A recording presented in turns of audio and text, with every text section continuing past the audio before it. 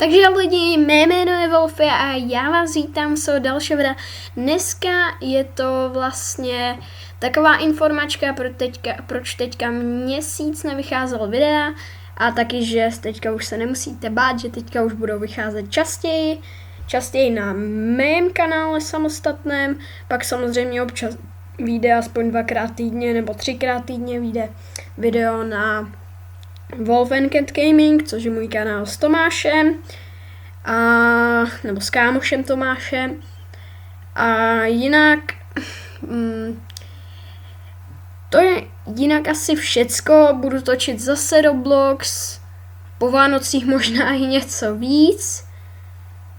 A jinak i Minecraft na mém samostatném kanále s Tomášem to točit nebudu. A jinak každé pondělí vyjde na mém společném kanále s Tomášem video, kde budu jenom já točit sám.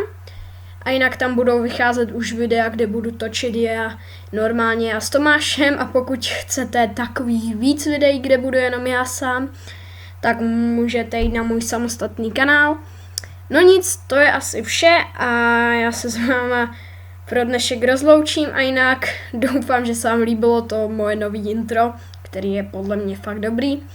No nic, a takže